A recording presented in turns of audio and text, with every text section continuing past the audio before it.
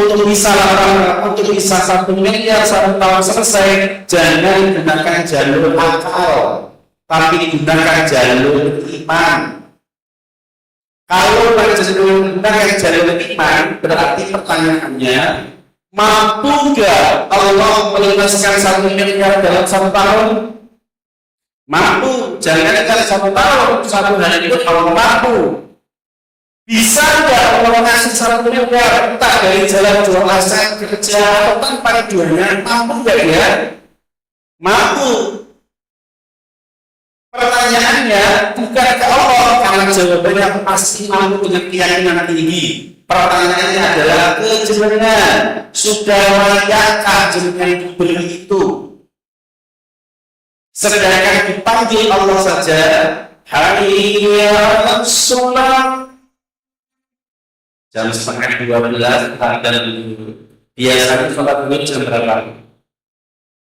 Jam 2. Aduh, iku lapor dong karo nanti ya 2 jam setengah lagi. Gitu kok pengen lunas itu ya. Ora sopan. Dipanggil Allah sekarang datangnya 2 jam setengah. Wes itu sholatnya nggak pakai khusyuk lagi. Iya, karena dipanggil ke kolektor bingung. Dia kolektor pulang, nanti kayak ini. Allahu Akbar, ya Allah. Biar koyok dundul sakit di bungkuk koyok maling. Allahu Akbar, Allah yang sampai saat ingin untuk Gusti. Sami Allahu liman hamidah. Iki yang ditunggu dari sini. Kalau khusyuk piye? Ngerti sholat duhur kudune papat dadi 5 rakaat. Soalnya lari di dulu yo. Nah, jadi mulai ngono kok 1 miliar lunas iki. Meneh waktu pasar, omong istilah populer jenenge syarik. Syarik singkatan jenenge berarti namanya apa itu? Tapi oleh fenomena waktu pasar sama nih betul. Ora sopan. Pengen masuk jalan ini. Maka jenengan bisa benar-benar lunas 1 tahun bahkan kurang dari itu jika jenengan menggunakan jalur iman. Jangan menggunakan jalur akal. Ini tak perjelas biar paham. Kita bicara akal ya. Akal jenengan coba jawab. Akal jenengan ini 2 ditambah 2, akal jenengan ada gambaran angka berapa? 4. Pertanyaan saya adalah, ada nggak di luar angka 4? 2 tambah 2, pikiran jenengan hanya ada angka 4 atau di luar ada angka 4 ada? Ada 4 kecuali 4 kok. Padahal ada yang di luar 4. Contoh, 2 pulpen ditambah 2 handphone, jadinya berapa? 2 pulpen ditambah 2 handphone, jadinya berapa? Gak 4 kan? Tapi kenapa akal jenengan hanya ada angka 4? Ketika jenengan sekolah SMP dulu, nek kula eling mau jenengan eling ora. Ketika SMP kita diperkenalkan dengan namanya matematika variabel. 1E ditambah 1E sama dengan 2E karena variabelnya sama-sama E. Ketika 1E ditambah 1Y tidak bisa menjadi 2 karena variabelnya berbeda. Variabel itu contohnya ya pulpen, handphone, jantan. Jenengan merasa dan yakin punya nyawa atau tidak? Punya. Nyawanya jumlahnya berapa?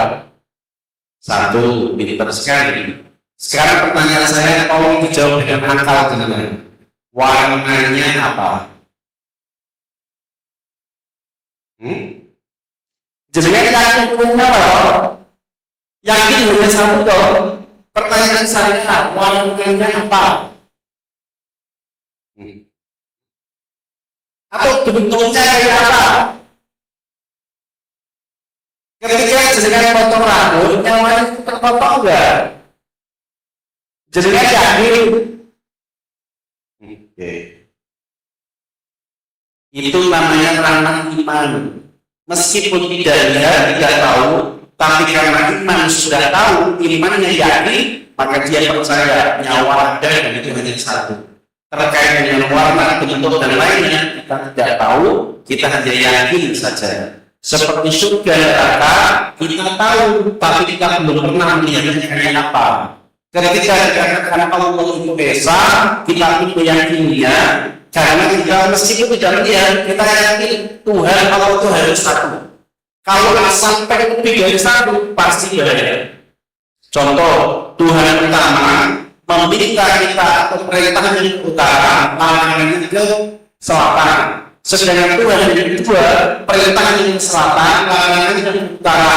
Jadi sebagai hamba, ikuti Tuhan yang pertama atau kedua. Sedangkan dua-duanya Tuhan, kalau perintahnya beda, kalau tidak jangan itu dia marah. Maka Tuhan itu harus satu. Karena lebih dari satu, kita yang bingung. Perintah dan larangannya akan beda-beda. Itu namanya iman. Tidak lihat, tidak meraba, tidak mengetahui secara kasat mata, tapi meyakininya dengan hak. Karena memang sudah punya iman. Itu bedanya iman dengan akal. Dan lagi, sebenarnya iman di atas akal. Bukan berarti iman dengan akal bertabrakan, enggak. Iman itu di Allah itu lebih. Berarti kafir asghar itu dalam bahasa Indonesia dikenali dengan istilah kufur nikmat. Tidak mengakui iman itu dari Allah. Kalau kafir akbar tidak mengakui Allah sebagai Tuhan. Sudah tahu bedanya? Sekarang begini Pak. Ada kalimat yang cukup populer, sering kami dengar. Dia berkata, kalau ingin dapat uang kerja, kalau nggak mau kerja nggak bakal punya uang. Jangan pernah dengarkan itu. Itu termasuk kafir atau mukmin. Ada kalimat kalau tidak kerja nggak mungkin dapat duit. Kalau ingin dapat duit harus kerja. Kalimat itu kafir apa mukmin? Kafir. Jangan pernah mendengar atau pernah ucap. Pernah ucap atau melakoni. Jangan kafir atau mukmin. Ngono kok jalur lunas.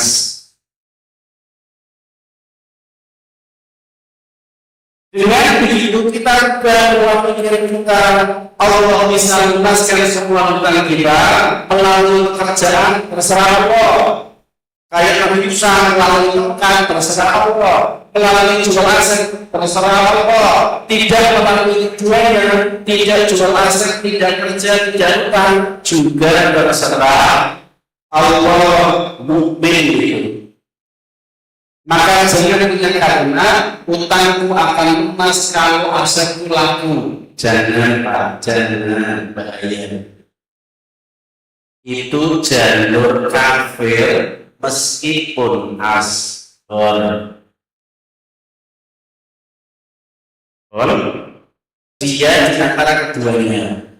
Dia bersyahadat, dia sholat, dia puasa, dia zakat atau sedekah, tapi dia munafik.